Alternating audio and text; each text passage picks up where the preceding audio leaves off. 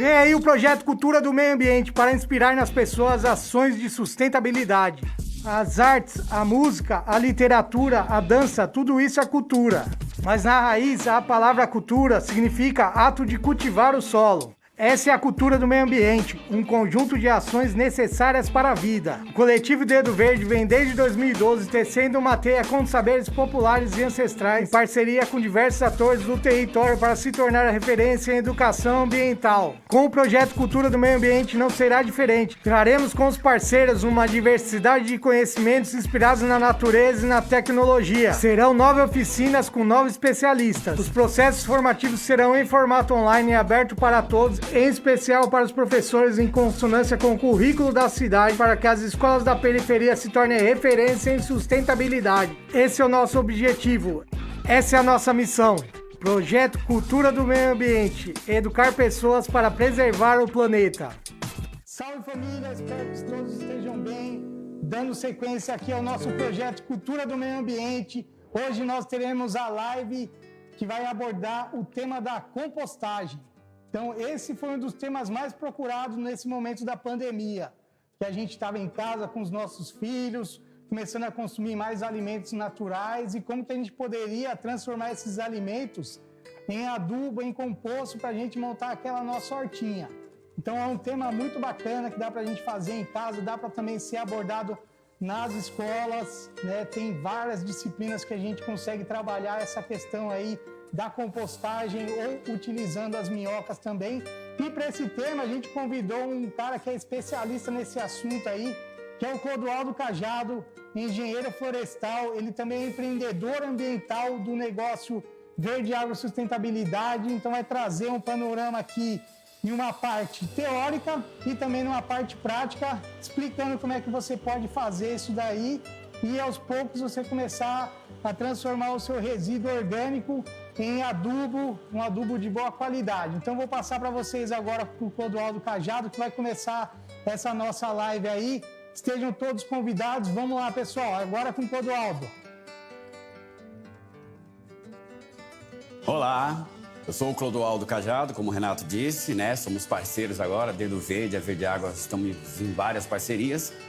E a ideia da Verde Água é aproximar o ser humano da natureza, a partir de ações, práticas, cursos e até visitações estratégicas. Hoje o tema vai ser como utilizar o minhocário como ferramenta para a educação, né? Haja visto que as escolas possuem áreas verdes, geralmente muitas se interessam por horta, mas a gente sabe que os solos urbanos têm os seus problemas. Então, a estratégia de fazer compostagem nas áreas onde tem horta ou até no lar é muito interessante para quem tem vasos, plantas, a se reproduzir. Vai ser muito interessante que a gente vai poder também demonstrar todo o potencial pedagógico das hortas. Na verdade, como estamos num ambiente com professores e pessoas que já fazem atividades, né, sociais, vou deixar com vocês essa parte de observar todos os detalhes que eu estou apresentando, né? E depois poder utilizar nas disciplinas como matemática, física, química, biologia, óbvio, né? E, por que não, até português, porque a gente trata de vários nomes e palavras. A nossa oficina hoje vai ser assim, nós vamos começar com um PowerPoint, onde a gente faz um resgate da compostagem, que são as compostagens. E depois a gente vem para a parte prática, onde a gente mostra o que nós temos hoje para fazer, tanto no lar quanto em instituições. Ok? Vamos para essa segunda parte?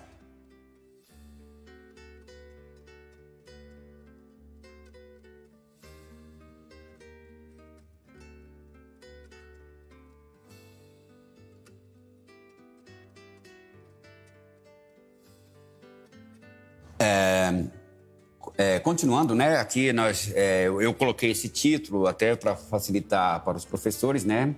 A ideia é ter o minhocário como uma ferramenta de educação, né? E depois eu quero ouvir perguntas, comentários, que depois a gente pode responder para vocês, ok?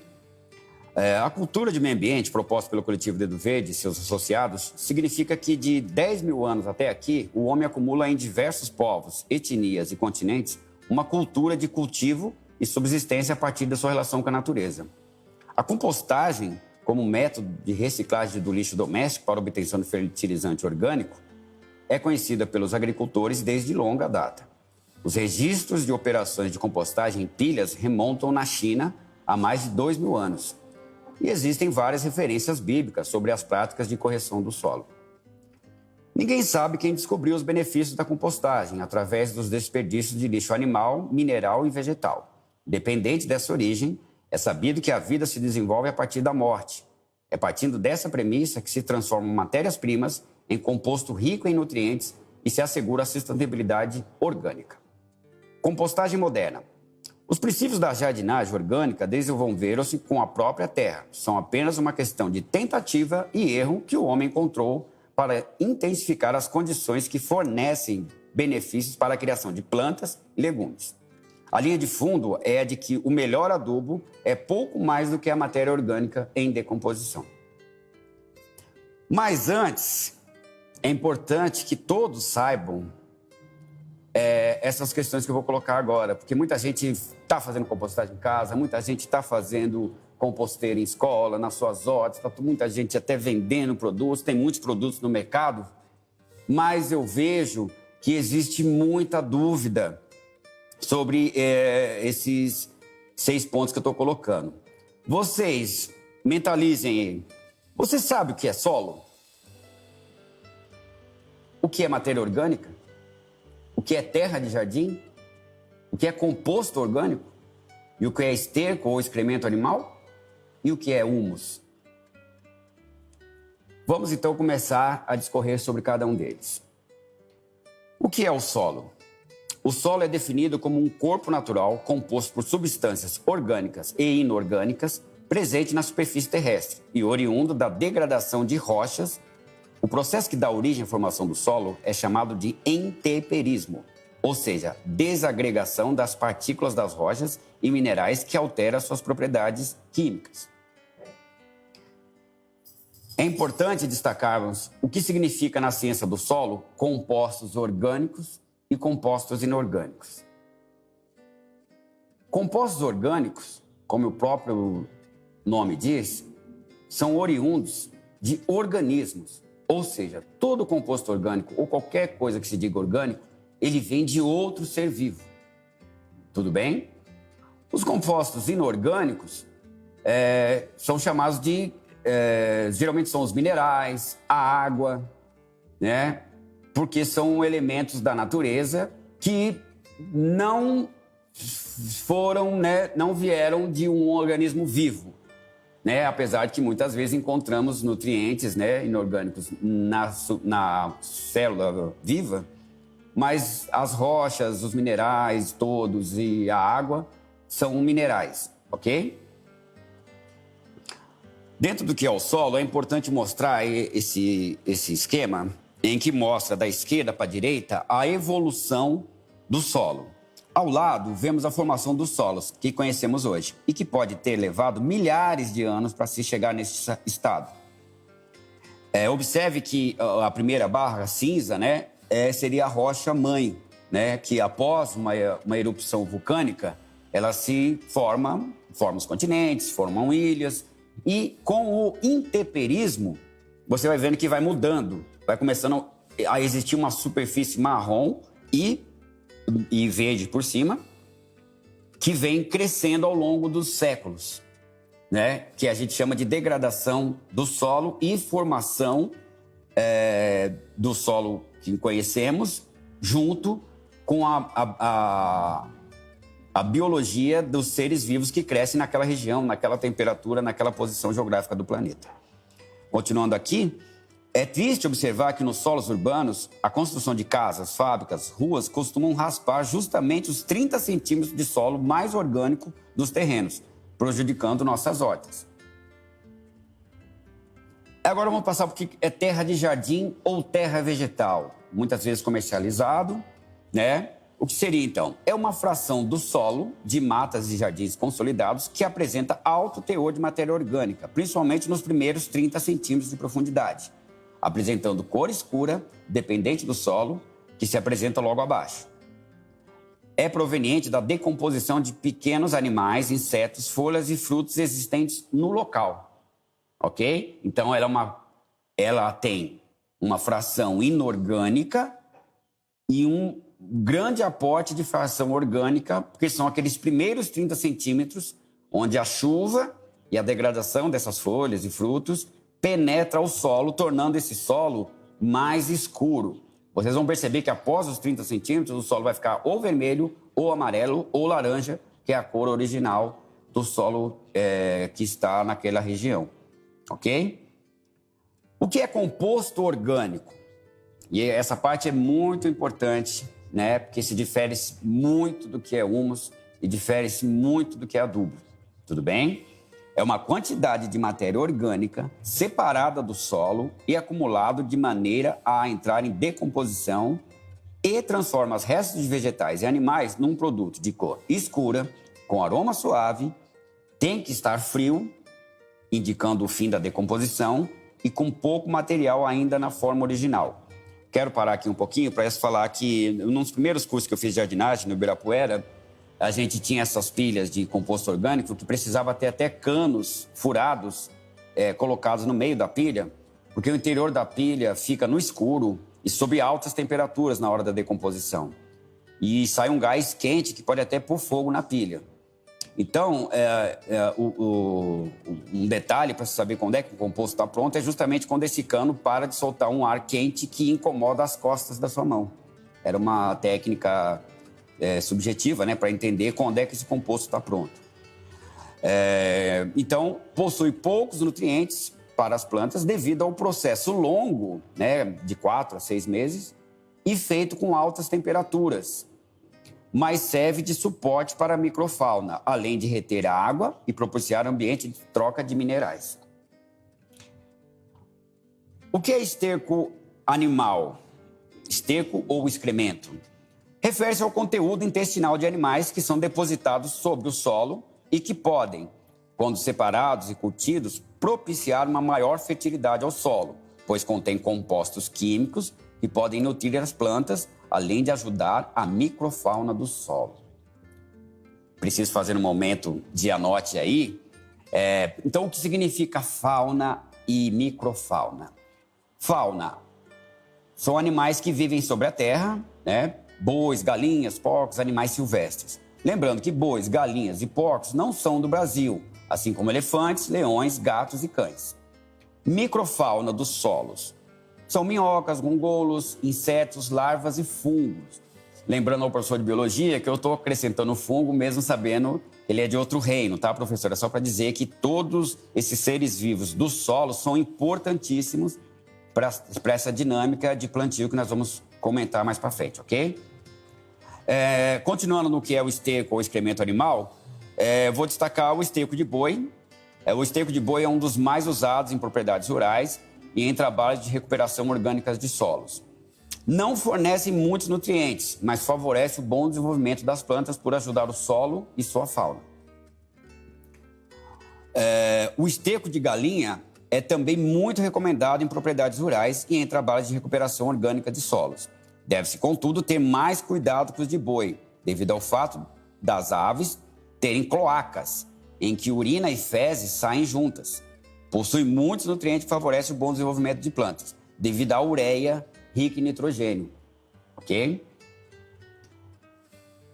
Vamos chegar agora no humus, né? O humus de minhoca é justamente também o seu esterco, né? São o resultado da digestão da matéria orgânica que a minhoca consome. Eu vou dar uma descrita, né, nesses animais peculiares.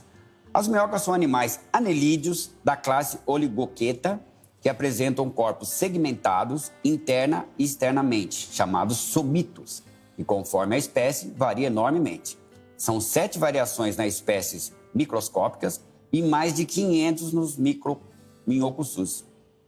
Esses segmentos assemelham-se a pequenos anéis, daí serem chamados de anelídeos. Do filo Annelida. De acordo com o número e o tamanho desses anéis, as minhocas podem atingir 5 milímetros de comprimento até 1,70 m. A criação de minhocas é uma atividade recente e desconhecida do grande público chamada de minhocultura. O pai da criação de minhocas em cativeiro foi Thomas Barrett e também o primeiro a demonstrar a viabilidade de criá-las em larga escala, através de um sofisticado sistema de canteiros na década de 1940 nos Estados Unidos. São fatos importantes sobre o humus, que devemos até ter também anotado e para a gente pensar. Primeiro que são as fezes das minhocas, né? Já dizemos isso.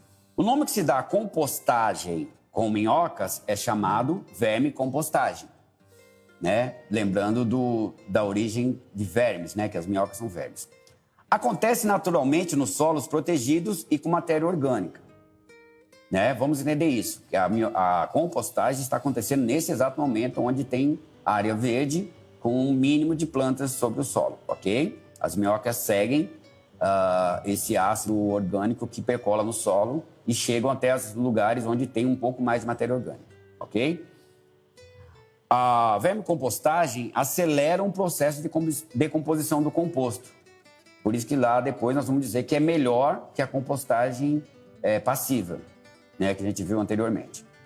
Mantém mais nutrientes ao final do processo, ganhando o título de adubo. Então, humus não é composto orgânico. Humus é o melhor adubo do planeta, ok? Podem ser produzidas em ambiente artificial.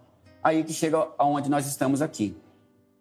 Reproduzir a natureza em ambiente artificial é o que mais as pessoas estão tentando fazer, e até por causa do momento de pandemia e a necessidade de se ficar no seu lar.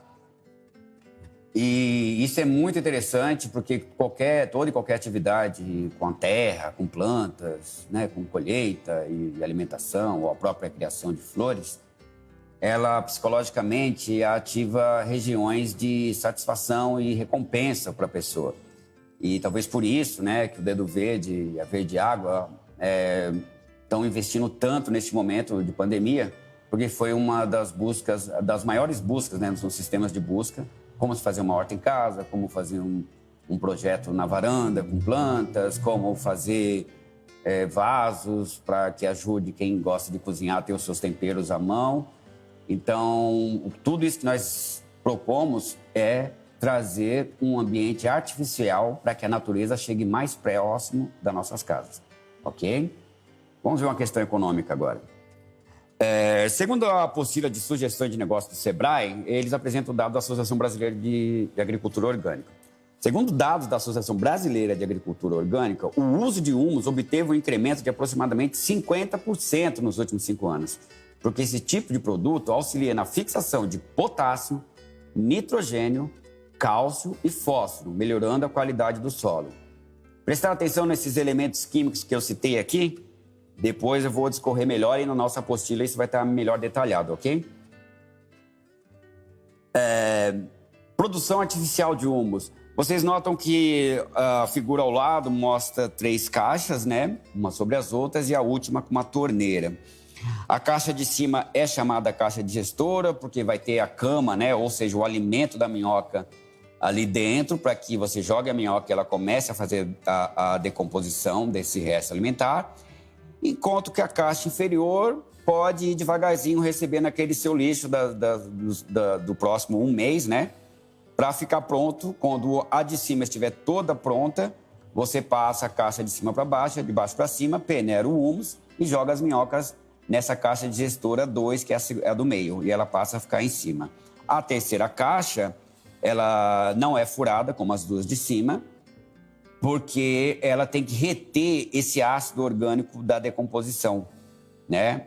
Eu não falei, mas depois eu vou mostrar na parte prática que essas caixas são furadas, as 2 primeiras, e a de baixo precisa ter uma torneira para você tirar o biofertilizante. Vamos lá. A produção artificial de humus depende de recipientes fechados para manter o ambiente escuro, como o subsolo, que é o ambiente onde as minhocas ficam, com controle de umidade, acidez, temperatura, drenagem para escoar o ácido orgânico. Misturar resíduos orgânicos de cozinha com folhas secas, capim, serragem ou esterco de boi curtido. Nós vamos discorrer mais sobre essa mistura na parte prática. você tem a oportunidade de recolher o chorume, né, que é chamado biofertilizante, que é o líquido ácido da decomposição, que serve também como uma adubação foliar, quando diluído em água. Né? Você pode ter 2 produtos da sua composteira, o chorume e o humus de minhoca. Bom, em 3 meses, dependendo do tamanho do recipiente, é possível peneirar o humus e conservar as minhocas para mais uma rodada. Né? Então, você vai fazer um trabalho cíclico, como a natureza é cíclica, em que você retira a minhoca e põe elas no ambiente novo com mais alimento para elas. E você peneira, retira o humus, que ali o alimento já está todo degradado, transformado, né, em humus, e você pode utilizar nas suas plantas e até fazer vendas, se for o caso. Vamos lá. Vamos apresentar agora os resíduos, né? Podem ser colocados borra de café, casca de ovos e frutas, restos de verduras e legumes, papel, toalha, filtro de papel, capina, folhas secas, serragem e esterco de boi. Evite, principalmente quem tem em casa, num sistema fechado e muitas vezes pequeno, são baldes, potes de sorvete, não é aconselhável você colocar casca de citro, né, laranja, limão, mexerica, nem alho, nem cebola, porque a degradação desse ácido é muito forte para as minhocas. E estando em ambiente fechado, que é diferente do solo, no solo ela escapa. Num ambiente fechado, se você colocar uma quantidade assim, de uma hora para outra com esses resíduos, muito provavelmente elas vão tentar fugir do balde, fugir do ambiente que você criou, tá ok? Não devem ser colocados, mesmo sendo compostos orgânicos com nitrogênio e carbono, não devem ser colocados de maneira alguma comidas cozidas, temperadas, madeiras, galhos grossos ou até galhos finos, carne e gorduras e restos de fritura, tá ok? Agora vamos para os tipos de recipientes, né? Essa figura foi muito interessante, que eu achei na internet, que ela mostra algumas estratégias de se produzir essa vermicompostagem, sendo que as 2 primeiras, a A e a B, são a vermicompostagem sobre o solo. Vê que ele fez uma paredinha de tijolos vazados, que permite a entrada de ar, tudo, e fez uma pilha em cone, que é o correto, em que a pilha em cone ou em pirâmide, ela respira mais e tem mais contato com o ar. Isso é muito importante, como nós vamos ver lá para frente, ok? Se for feita sobre o solo, porque com essa junção de composto e resíduo de cozinha sobre o solo, muitas minhocas migram do solo para dentro dessa estrutura. Então, você tanto pode jogar esse 1 quilo de minhoca inicial, como você também pode esperar, se na sua casa tiver, ou no seu terreno, né? Que as minhocas passarão a entrar no sistema para ajudar você na decomposição. O segundo é feito de tela, em que você amarra em distâncias calculadas varetas ou cabos de vassoura, e de 30 a 40 centímetros, e você vai fazendo uma curva onde você fecha essa tela, né, a partir do ponto inicial. E aí esses resíduos podem ser jogados lá dentro, vão estar mantidos. E as minhocas, como eu falei, tanto pode ser jogada por cima, como elas podem vir por baixo. O que eu não gosto dessa pilha muito furada, apesar que ela é uma das que mais aera, mais permite a entrada de oxigênio, é que tem muita luz. E isso não é bom para as minhocas, né? A terceira é um tambor, né, que tem uma articulação.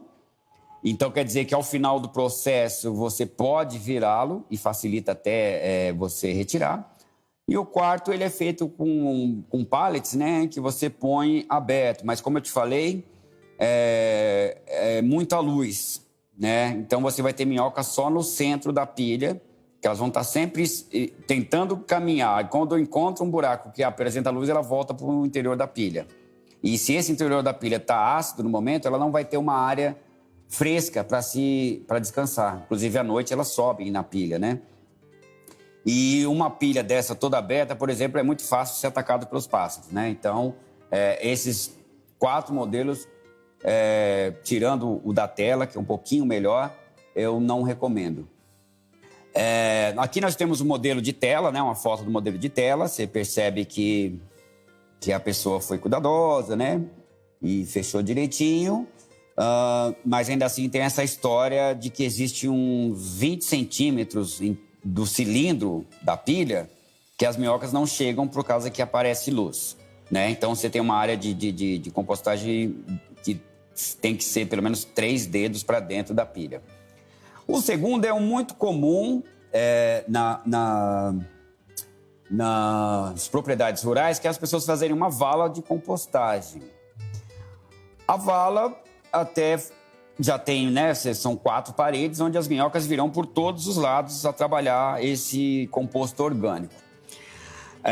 Talvez ela precise ser aberta o tempo todo, porém tem que ser revirada também o tempo todo, né? Porque uma chuva, por exemplo, vai alagar isso aí e todas as minhocas vão fugir pelo solo. Se fechar, vai ter decomposição no escuro e sem oxigênio.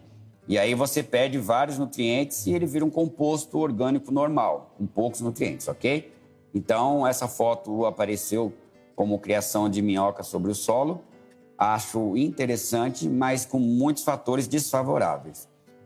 Vamos agora para os recipientes que a gente já consegue encontrar nas capitais do Brasil, né? Para composteira doméstica. Você vê que a foto da esquerda é uma empresa, que eu não estou conseguindo ver o nome aqui, mas ela fornece já com o balde com logomarca, nos 3 baldes posicionados. Não consigo observar se tem a torneira embaixo, como a foto do meio, que é feita de caixa organizadora, né? Uma coisa que tem muito nas escolas.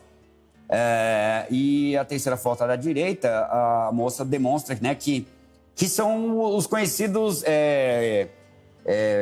potes plásticos que a gente encontra em restaurantes, padarias, que vêm com manteiga, margarina, gordura hidrogenada, né? Todas essas porcarias que fazem a nossa alimentação, e você pode conseguir gratuitamente.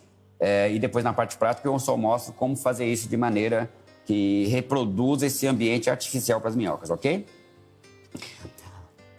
Esse é o ambiente mais apropriado artificial que já existe no mercado. Percebam que essa marca, por exemplo, já coloco as 3 caixas, né, sobre as outras. É uma caixa escura que já permite assim, a não entrada de luz em nenhum momento para as minhocas.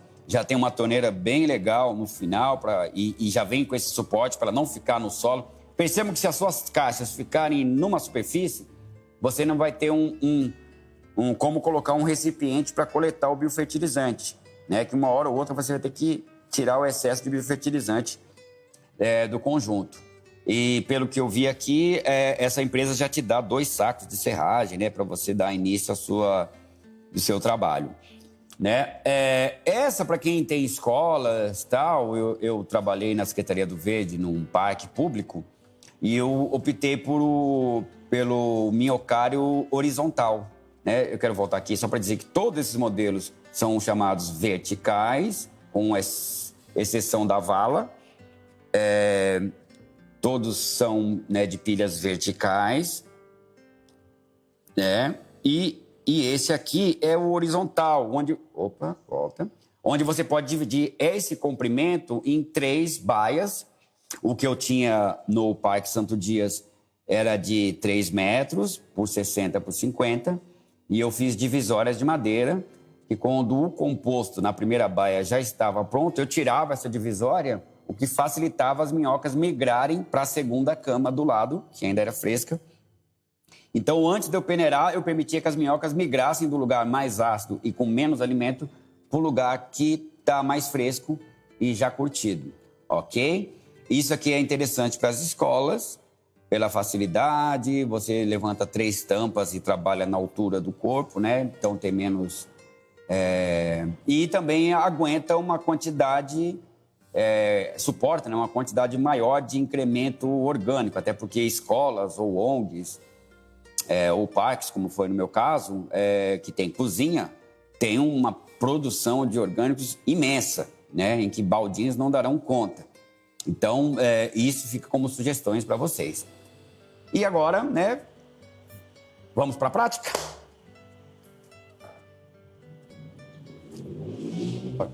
Pode deixar nessa tela se quiser.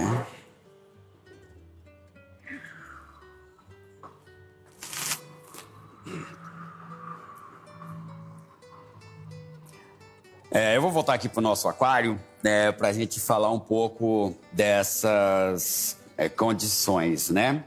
Claro que vocês vão falar, mas professor, você falou que não podia passar luz, né? Então, vamos ficar bem claro, não dá para fazer no aquário, ok? O aquário vai servir só para demonstrar como funciona lá dentro e eu vou fazer isso aqui depois. Eu quero mostrar alguns exemplos que o Dedo Verde trouxe para nós, para mostrar aqui. No mercado já tem essas caixas, como eu falei, né? 2 caixas de compostagem e uma caixa coletora de biofertilizante. O mesmo esquema se repete nessa aqui, de menor volume, e também no exemplo que o próprio coletivo Dedo Verde fez, né? Com esses potes de margarina, de óleo vegetal, tal. O importante é observar que as caixas, dá para dar um close aqui, né? Que as caixas são furadas na superfície para permitir que entre ar, mas não tanto luz, e furadas na parte de baixo, porque o ácido orgânico precisa escorrer para o pote que está sendo enchido sem minhocas, né? E também esse vem furado para que o ácido orgânico vá para o terceiro recipiente, aquele que tem a torneira. Você tem condições de recolher o biofertilizante sem deixar as minhocas num ambiente ácido, que seria um perigo. Então, eu vou mostrar agora na caixa, e vou até precisar do meu quadro aqui, né? Já que estamos falando com professores. Eu já fui professor por um tempo, estive professor, né? E gostei muito. Então, eu ainda gosto de sujar minha mão de giz. Bom, é importante ressaltar que, além do recipiente, dos resíduos e de ter a minhoca, não é só fazer essa mistura que tudo vai dar certo. Como todos, né, que não negam a ciência sabem, tudo que a gente pode trabalhar de maneira a reproduzir a natureza, tem fatores que favorecem e fatores que afetam.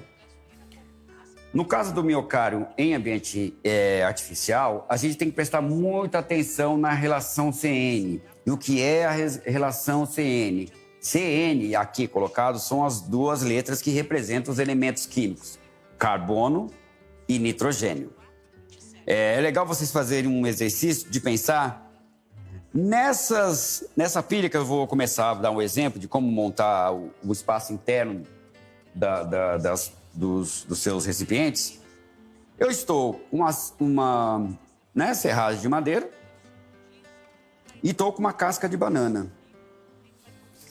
Vocês conseguem imaginar, professores, qual desses tem mais carbono?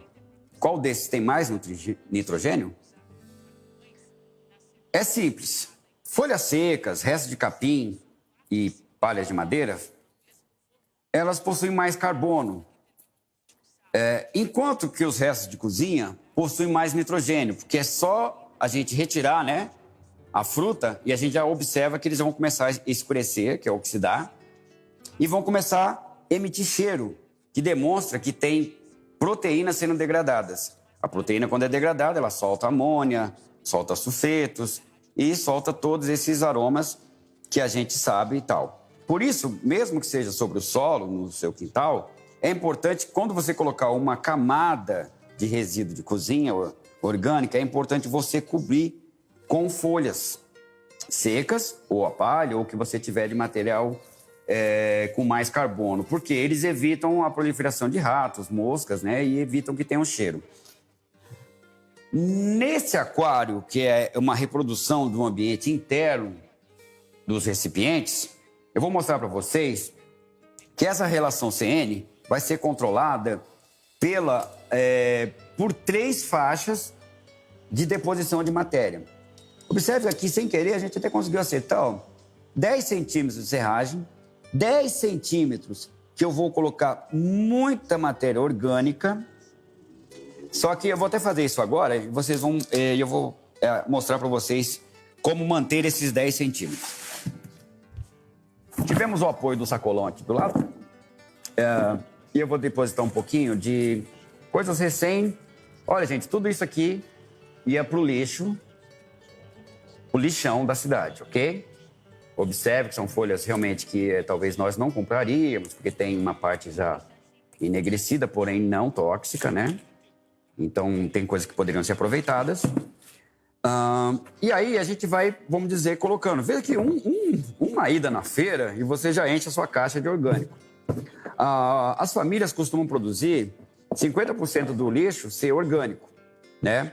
É importante sempre diminuir as partículas, ok, gente? Então, maçãs, mamões e coisas, até folhas de banana, é bom você picar, se possível, né? Que aí facilita o trabalho das minhocas. Observe que eu vou colocar aqui, até por causa que o alface ocupa bastante volume, eu vou conseguir atingir os 10 centímetros que eu te falei. E agora vocês vão conhecer mais um pouco dessa relação CN. Tentar espalhar aqui para dar uma altura semelhante.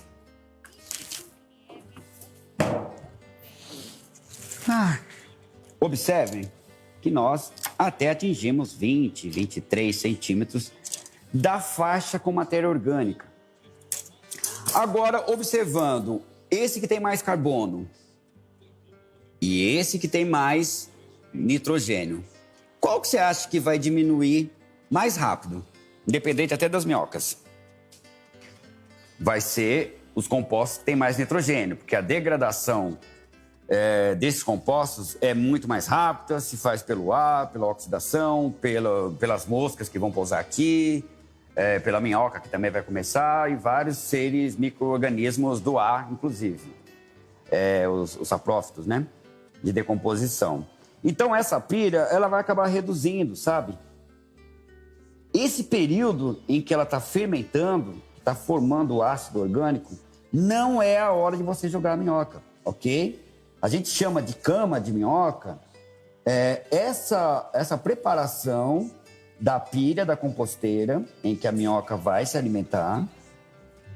E essa preparação tem que ser com calma, porque se você jogar a minhoca nesse ambiente, o ácido orgânico que está se formando aqui vai ser muito prejudicial a ela, né? E ela vai fugir ou vão acabar morrendo. Então é importante que você deixe curtir. Se essa fração de carbono também for com esterco, você não pode tirar o esterco lá do pasto, fresco, que ainda está com mosca voando, e colocar para as minhocas. Porque ele também está em decomposição, quente e com ácidos muito fortes. Então, tudo tem que estar curtido. Ok. Observem que essa pilha, então, da deposição de hoje, vai se reduzir a menos de 10 centímetros, né? Então, o que quer dizer que você vai ter que passar algumas semanas até que a degradação da matéria orgânica com mais nitrogênio chegue aos 10 centímetros. Depois, na apostila, eu vou colocar um jeito fácil de você conseguir calcular essa relação CN. E, na verdade, a relação CN ela tem que ser 30 partes de compostos com mais carbono para uma parte de compostos com mais nitrogênio. Quer dizer, 1 quilo de compostos com mais nitrogênio para 30 quilos de compostos com mais carbono. Porque só a degradação já vai consumir 20 partes de carbono, ok? Para a energia dessas bactérias e das minhocas. E o seu composto vai ter uma relação de 10 para 1 de nitrogênio e carbono. Carbono, 10, nitrogênio, 1 parte, ok? Então, observe que é isso que a gente vai ter que fazer em cada início das pilhas no seu recipiente. E vocês vão ter que ter a paciência de jogar a minhoca só quando realmente você tiver 10 centímetros, no caso do exemplo aqui do aquário, né? Ou seja, 1/3, né? 1/3 de matéria orgânica com mais nitrogênio, mas já curtido e que precise chegar nessa parte de 1/3 da sua pilha. E 1/3 de serragem, ou de palha, ou de folha seca, de capim. Faça isso, faça um sanduíche, né? Põe embaixo e põe em cima, que quando a minhoca quiser escapar desse ambiente, quando tiver ácido, ela tem para onde fugir para baixo e para cima. E à noite, elas costumam subir para a reprodução sexuada, né? Então é interessante até cobrir com folhas de repolho, couve, que ainda estiverem verdes, porque à noite elas gostam de subir. Tá ok? Vamos voltar aqui para o quadro. A gente mostra os fatores que afetam e os fatores que favorecem. Então, o que favorece é uma boa relação CN, carbono e nitrogênio, que é tudo isso que nós mostramos, ok? A umidade é importantíssima. Você tem que aguar essa pilha para que não aconteça igual no composto orgânico. Você faz uma pilha gigantesca num lugar no terreno e aquilo pega, pela fermentação, vai atingindo temperaturas altas, de 40 até 90 graus. Então, molhar, borrifar água sobre a pilha é interessante. Mas se vocês olharem do lado, o excesso de água é prejudicial. Por isso que aquela vala de compostagem, no dia de chuva, as minhocas todas vão embora. Ou pior, elas boiam e as galinhas fazem a festa. É óbvio, né, que favorece a quantidade de minhocas, mas geralmente para esses recipientes aqui, você comprando 1 quilo de minhoca, você resolve o seu problema. Vende também por litro, né? E na internet eu cheguei a ver a R$50, tanto a californiana quanto a africana. A temperatura é importantíssima e ela tem até relação com a umidade. A temperatura no ambiente é importantíssima, né? Então tente não colocar esses recipientes, até porque eles são feitos de petróleo, né? O plástico é feito de petróleo e acaba absorvendo um calor que pode transformar esse ambiente artificial no inferno, né? E os fatores que afetam são esses, né? Resíduos ácidos, né? Ou cujos seus aromas e seus compostos fenólicos liberados na decomposição afastam as minhocas e fazem com que elas tentem fugir do seu recipiente. Então, alho, cebola e as cascas de todos os citros devem ser evitadas, né? O excesso de água, como eu falei, que uma pilha dessa encharcada não vai ter oxigênio, e sem oxigênio as minhocas não vão estar ali, né? Elas não vão ter espaço e vão morrer afogadas. E a temperatura alta, como eu falei, né? Por isso que essa parte que contém mais nitrogênio, ela precisa estar muito curtida, porque é ela que eleva a temperatura. É ela que degrada mais rápido, é ela que atrai os fungos que trabalham no escuro e sem oxigênio, e esses fungos consomem toda a matéria orgânica para fazer a decomposição. Por isso que eu digo que o composto orgânico não tem nutriente, porque a temperatura que ele atinge e as bactérias que ele atrai pelo ambiente sem oxigênio e no escuro faz aquela decomposição que você vai lembrar dela quando a gente abre uma vala que tem esses restos de fruta enterrada, vem aquele cheiro de esgoto, que são os sulfetos, as amônias. Então, esse ambiente é de alta temperatura, escuro e sem oxigênio. E não é isso que nós queremos para o humus. O humus de minhoca é um adubo, né? Assim como o de boi e de galinha, ele é um excremento da minhoca. Porém, como o corpo dela é menor, você tem a transformação posso-se dizer, em minutos, de todos os nutrientes desse alface no humus. Então, essa velocidade é uma das maiores vantagens da vermicompostagem. A velocidade de decomposição e a preservação máxima de nutrientes ao final do processo. Ok? Acho que é isso. A Verde Água agradece. O espaço no projeto Cultura de Meio Ambiente. É importante ressaltar que a cultura são todas as manifestações de um povo que já existiu ou que existe até hoje. E dentre elas, né, a dança, a música, a fala, os alimentos e também, por que não, a sua relação com a natureza. Observe a cosmovisão do índio com a natureza e a nossa visão ocidental com a natureza. A nossa é de transformar uma montanha em dinheiro. E a deles, um parente deles está na água, um outro parente está na mata e um outro parente é a minhoca. Então, a gente precisa aprender muito. E por isso que eu enquanto Verde Água Sustentabilidade e o Coletivo Dedo Verde, aposta muito na escola, nos professores e nesse cidadão do futuro que nós vamos formar. É isso aí. Olha aí, maravilhoso. Essa troca de conhecimento que o Clodoaldo está proporcionando para os professores e para quem também quer começar a fazer essa mudança que a gente precisa nessa questão ambiental. Como que a gente tem que mudar esse olhar do que seria descartado como resíduo, tem um potencial grande para ser transformado em adubo, né? Se a gente pega a alimentação que é fornecida nas escolas, né? Que tem o cardápio da semana toda. Então, na segunda-feira tem ovo. Então, a casca do ovo também pode ser aproveitada na compostagem. Eu vou chamar o Clodoaldo para a gente fazer um bate-papo aqui rapidinho, que aí tem isso daí. A gente fez um trabalho durante um tempo no Céu Casablanca, junto com a Dona Lourdes e o pessoal lá que tinha a horta. Então, todo o conhecimento que a Dona Lourdes foi adquirindo durante todo esse tempo, aí hoje ela tem 87 anos, é uma pessoa que ela já trabalha com horta há mais de 15 anos no Céu. A folha que era varrida pelo pessoal da limpeza do Céu e o pessoal descartava, jogava fora, ela trocou uma ideia com o pessoal e pediu para eles jogarem dentro da horta que a gente trabalhava lá, e a gente fazia uma pilha de folhas, e no meio dessa pilha a gente abria, a gente ia fazer um dia de horta, levava as frutas e as cascas, a gente já colocava ali para transformar em adubo.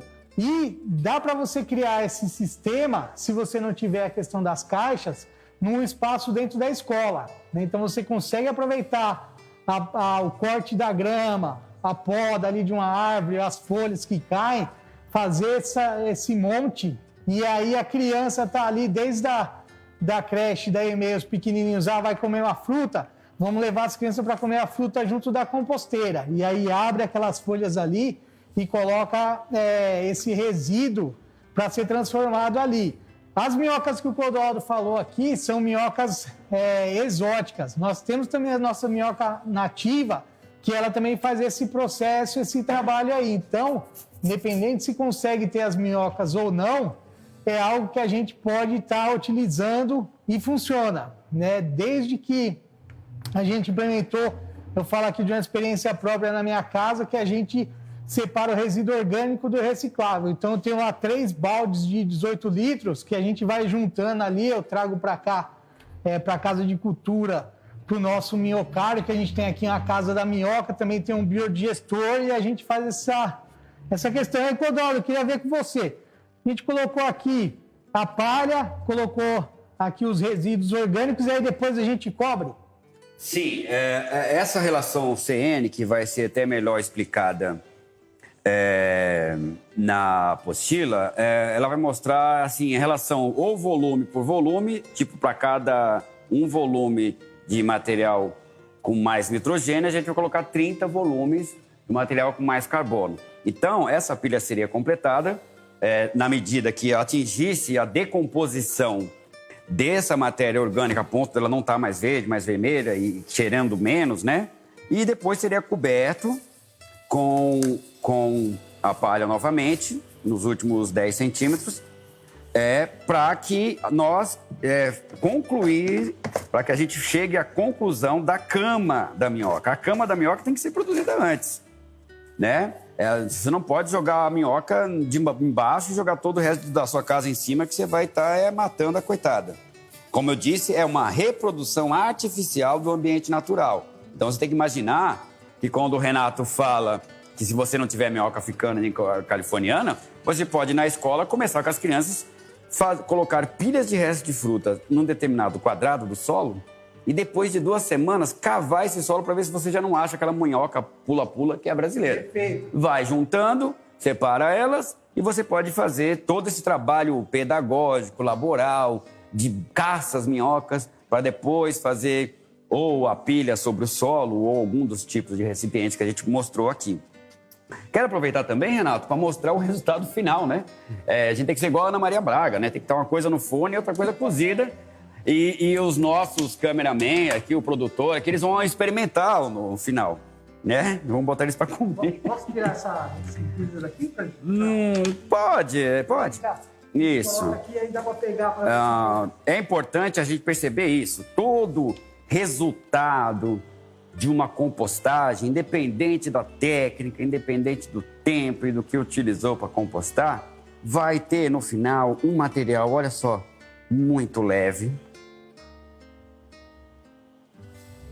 sem cheiro semelhante de terra molhada. Observe, eu amasso ele na mão e pouca umidade, nenhuma umidade, ele está frio, tá vendo? Então, ele pode ser colocado direto no pezinho da sua horta. É claro que a gente precisa sempre fazer uma peneiragem, porque aqui é um resíduo de plástico, né? E os plásticos demoram milhares de anos. Percebam, né, que não degrada, né? Como matéria orgânica. E esse material ainda possui algum... Não está totalmente diferenciado, né? Eu falo que o humus de minhoca, isso aqui é um composto orgânico, né? Que o Renato fez com... E minhoca aí dentro, hein? Tem casca, mas a gente podia achar, né? Tô achando que aqui não tem mais comida para ela, então... Né? Mas tudo bem, se a gente achar uma aqui... Elas estão aqui trabalhando aqui, enfim.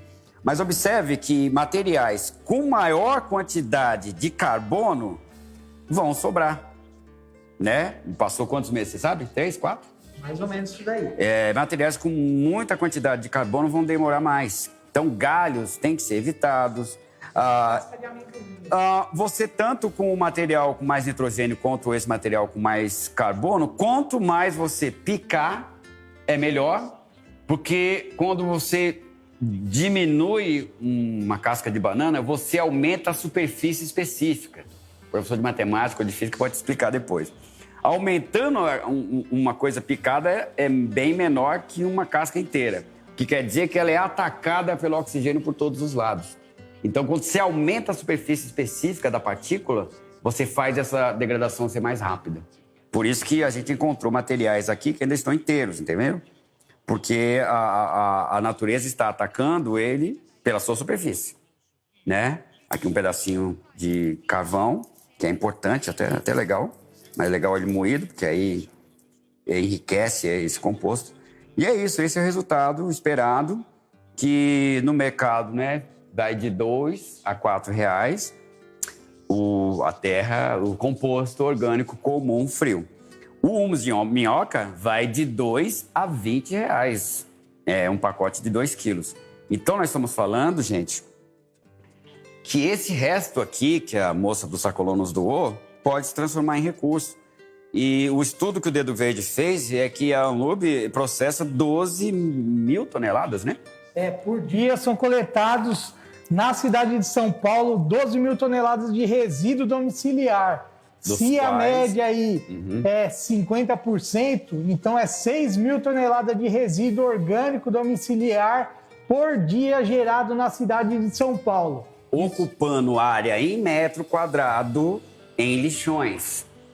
Consegue entender isso? E todo esse ácido que eu falei que é ruim para as minhocas, né? Que percola a pilha, esse ácido percola o solo, encontra o lençol freático e polui os nossos rios ou mananciais, porque ele degrada a bateria de lítio do nosso celular, a bateria de cádmio dos computadores, as pilhas de magnésio, das pilhinhas lá dos controles remoto, e tudo que a gente mistura erroneamente no resíduo domiciliar. Então, o nosso apelo é para que a sociedade paulistana e do Brasil e do mundo faça a separação do lixo orgânico, faça a separação desse resíduo úmido que nós chamamos. Porque, primeiro, que ele nem todos têm... É bom ter pelo menos um recipiente indo lá, mas as escolas têm potencialidade de absorver estruturas como a Recomps, né? Que a gente projetou, que consegue processar resíduos de até 100 famílias, né? E assim evita que essas 100 famílias contribuam com o lixão municipal, que na verdade é um depósito de contaminação da água e que se gasta muito com a descontaminação da água, se gasta muito alugando terreno, se gasta muito com caminhões a diesel para levar esse lixo.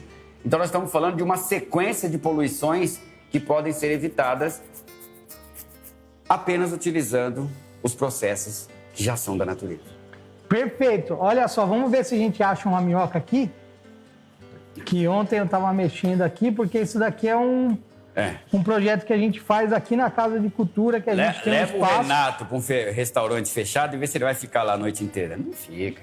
Não fica aqui, ó. Se não tiver aberto, não tiver alimento. Aê, rapaz, ele achou. Então a gente achou aqui as minhocas, elas estão por aqui. Eu acho que ele trouxe no bolso, mas aí, ó, ela aí, ó. Apresentando a categoria dos anelídeos. Pra gente fazer um minhocário desse aqui de balde, é um custo muito baixo, igual o Clodoaldo já tinha mencionado, a gente consegue pegar esses baldes aqui em casa de salgado ou ferro velho, vende, então você vai pagar em torno de R$5 um balde com tampa, né? Então é fácil da gente fazer. Esse daqui é o humus e esse daqui o Clodoaldo vai mostrar é o biofertilizante, ou adubo líquido, que aqui a gente acha tem mais minhoca aqui, ó. Opa, caiu aí, ó. Mas... Veja que é preciso realmente ter esses furos entre os seus recipientes para que o de baixo, sem furo e com uma estrutura de torneira, ou não, né, no caso igual esse, possa recolher todo esse ácido orgânico aqui, que é o chorume. Agora, esse chorume diluído em 1:10 com água, você pode borrifar direto na folha do alface, direto na folha das suas hortaliças, porque ele também tem muitos nutrientes, né, conforme a gente mostrou. Então, esses são os dois resultados. Observe que esses dois resultados têm preço no mercado, tem venda, fora a minhoca, né? A minhoca também se vende. Então, nós estamos falando, não estamos falando de lixo, estamos falando de luxo ambiental. Isso é um luxo ambiental poder reproduzir a natureza de maneira didática e até em ambiente escolar e, no caso de nós que estamos empreendendo, poder até gerar recursos e até emprego na periferia com a utilização dessa tecnologia de baixo custo, zero impacto. Na verdade, ela não só é zero impacto no processo, como ela zera impactos de tudo que a cidade está fazendo de errado ao longo desses 400 e poucos anos, né? Então, o Dedo Verde acerta muito em fazer a cultura do meio ambiente para o ambiente escolar, e a gente só torce para que essas iniciativas possam ser multiplicadas em mais municípios, que outros municípios nos ouçam, nos chamem para desenvolver maiores trabalhos até mais sérios e mais contínuos. O problema do meio ambiente é que as pessoas acham muito bonitinho, mas quando vê que vai ter que perder alguns privilégios, ou ter que ter um trabalho a mais, as pessoas desistem, né? Então, muitas pessoas compram os baldinhos, tal, quer fazer em casa, mas no primeiro erro técnico, as minhocas fogem ou viaja nas férias e esquece o minhocário. Então, a gente quer apostar em redes regionais de retenção e transformação dos resíduos domiciliares em composto orgânico de alta qualidade. É isso? Perfeito aí, o Clodoaldo dando uma aula aqui, a gente mostrando várias alternativas que você pode fazer com minhoca e sem minhoca. E se a gente for pegar a questão da minhoca mesmo, se a gente for estudar a minhoca, ele é um ser muito incrível, porque ele trabalha essa questão da diversidade. Então, as minhocas são hermafroditas e fazem cruzamento, a fecundação cruzada. Elas botam ovos, então em cada ovo dá em torno de 10 filhotinhos e botam em torno de 10 ovos. Então, a gente trabalha a questão da disciplina da matemática. Ela tem respiração cutânea. A minhoca, ela não enxerga, né? Então a gente entra nessa questão também da gente trabalhar... As deficiências, explicar, né, como pode não enxergar esse tão importante e imprescindível para a natureza. Como pode não ter uma orientação sexual única e ser extremamente importante para o conjunto da natureza. Como todas esses motivos pelos quais os seres humanos, principalmente os ocidentais, eles se separam na sociedade, a riqueza, a não riqueza, ser preto ou não ser preto, ser cis ou não ser cis. Isso só faz com que uma cidade fique doente, ela é poluída e se polui e se permite poluir a mente com todas essas intrigas. E a gente consegue observar, né, os detalhes que o Renato falou, é importantíssimo. A minhoca africana, inclusive, quando você olha, ela tem um brilho que é arco-íris. Então, nós vamos bater nessa tecla. Que é preciso, sim, falar sobre orientação sexual nas escolas. Porque se você olhar todos os séculos para trás até hoje, as pessoas que se tornaram homossexuais ou que nasceram homossexuais, elas não se tornaram por causa do conteúdo escolar. Elas nasceram assim e os pais não compreenderam. Então, quem nascer assim e estiver na escola, ele é obrigado a não ser nem falada. Não se fala da história dela, não se fala do conflito dela, de como é difícil você estar num corpo que você não entende. E isso desde a infância. Então é preciso ter carinho, ter ternura para se discutir as coisas. A gente não pode impor posições. O problema de hoje é que as pessoas com baixo conhecimento científico, né? O negacionismo hoje é proliferado no Brasil, e as pessoas, pelo esse poder da internet, que ela dá poder à pessoa a falar de maneira covarde atrás de uma tela, ela xinga pessoas, agride, entra em sites que não tem nada a ver com a vida dela, mas vai lá proliferar ódios e discórdias. Então eu vejo que esse trabalho realmente é muito importante para a gente mostrar que na natureza todos são importantes. É a ecologia, é a teia que funciona e não cada um individualmente. Não existe nenhum ser da natureza que deve dominar a natureza toda. Na natureza, não. Segundo a ciência da natureza, nem o ser humano, nem um outro animal deve se prevalecer e chegar a 7 bilhões de indivíduos sem que haja um custo. E é nisso que nós vamos trabalhar. Temos muito resíduo aí para a gente trabalhar, o tema é bem bacana, dá para a gente ficar aqui dissertando várias outras temáticas aqui. Então é assim, essa live ela vai passar no sábado agora, no dia 24, a partir das 2 horas da tarde. Então os professores preparem aí, quiserem mandar perguntas, depois a gente vai enviar um material.